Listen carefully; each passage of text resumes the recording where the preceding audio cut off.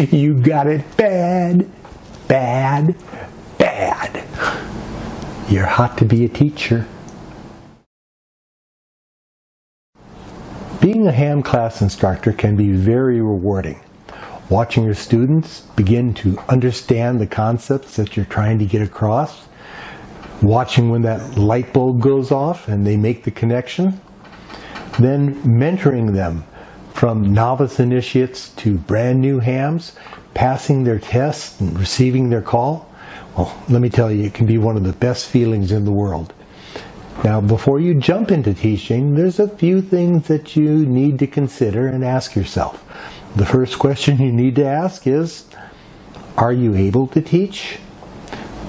There are some blocks, but anyone can teach. One of the blocks, there's a tremendous time commitment.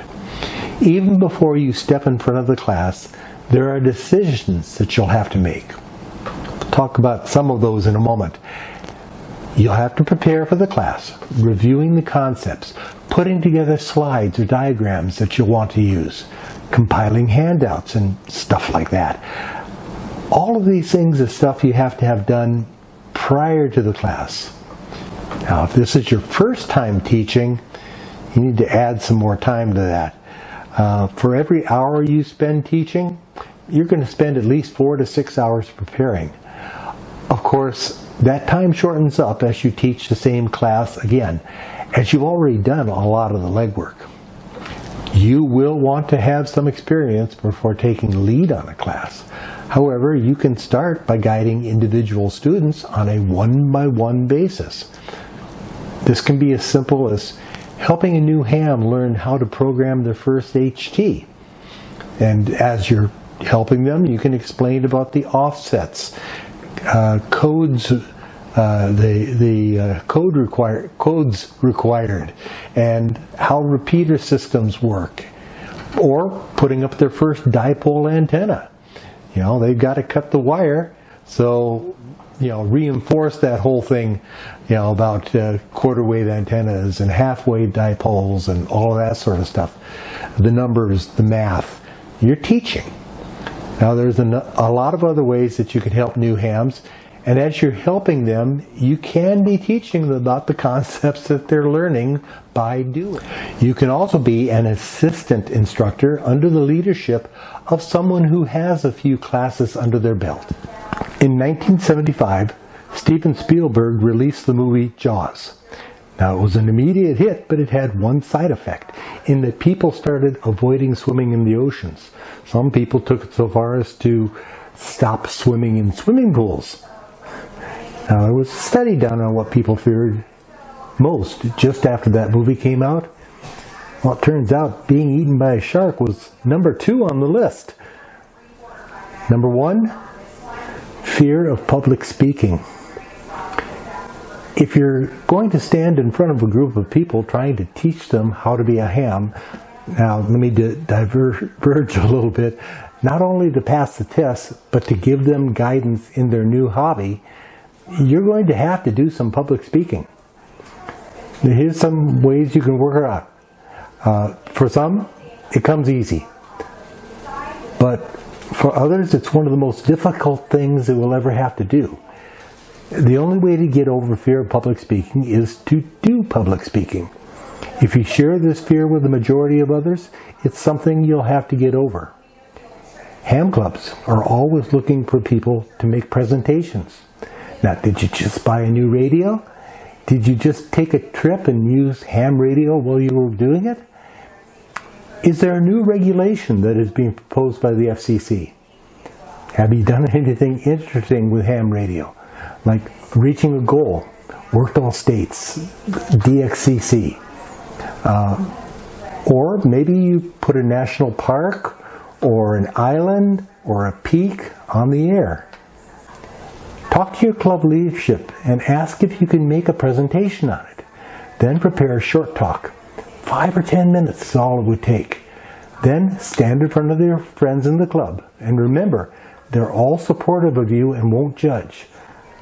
You'll build up your confidence and lessen, never quite get over, but lessen your fear of public speaking. So what class size do you want to teach? Now, it's hard to define the size of a class as everyone will have a different idea.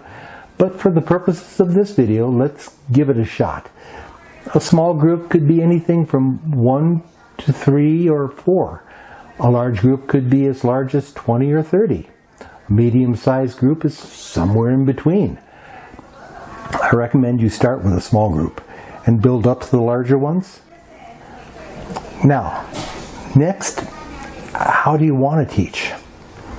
You can do a chalk talk or use a whiteboard. You can do a PowerPoint presentation. You could ad-lib everything, but I wouldn't recommend that. Or you could give out handouts and just have a conversation and go through the handouts. Now, I would recommend that you use a study guide. It could be something as simple as a printout of the question pool. Or you could have the student purchase a book such as the W5YI study guide, do a Google search or an Amazon search. There's a lot of choices out there. I recommend the ARRL series of study guides because they not only work through the questions on the test, but they explain in easy to understand language the concepts behind the questions. As an example, once you understand Ohm's law, you can apply it to any voltage, current, and resistance problem. You don't need to know the answer to the question if you know the concept and how to apply it. It will also become a great reference book to start building your students' ham library. I would also strongly recommend becoming an ARRL registered instructor. You get a discount in the ARRL store for anything class related, and the instruction guide that is associated with the individual study guides comes with a CD that has PowerPoint presentations for each section that you'll want to teach. One last thing to consider is, are you going to charge a fee for your class? There are some benefits to this, mostly because if people get something for free, they're very likely to take it for granted. However, if they've had to pay for something, they'll appreciate it more.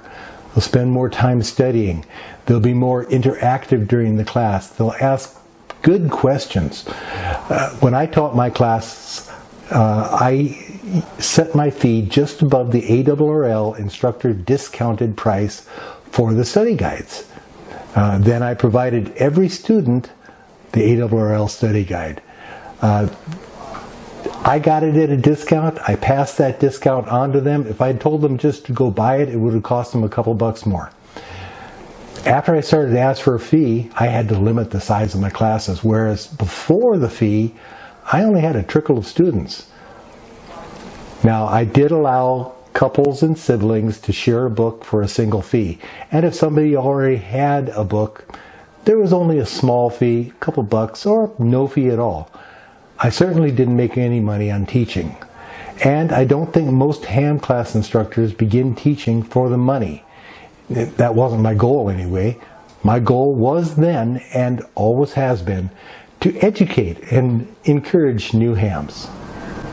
In summary, if you feel like you're lacking in the teaching department, hook up with a teaching team.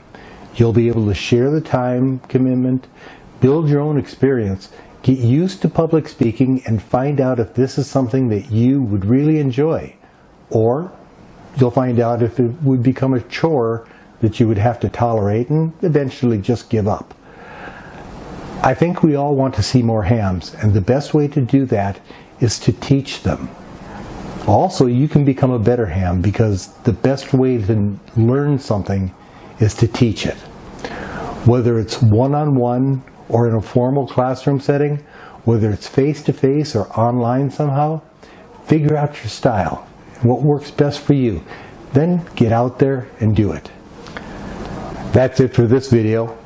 I hope I have encouraged you to at least think about teaching a class and gave you some good advice to make that happen. If I succeeded, please give me a like by clicking on the thumbs up button. Also, please leave a comment. Now, if you can't come up with one, let me give you some guidance. Tell me about your experience in teaching or taking a ham radio class. Tell me about your favorite teacher, whether it's your kindergarten teacher or your college calculus instructor. That was my favorite teacher, college calculus. If you've watched my other videos and you came back to look at this one, I've got to be doing something right. So, please subscribe. If this is the first video of mine that you've seen and you enjoyed it, then please consider subscribing. And after you subscribe, ring that bell so you'll be notified when I post something new. Please share this with friends and family on social media sites, and even with your coworkers if you think they might enjoy it. As always, thanks for stopping by my little shack in the corner for a chat. 7-3 for now. Always at your service. I'm Tom, ND3N. I'm out.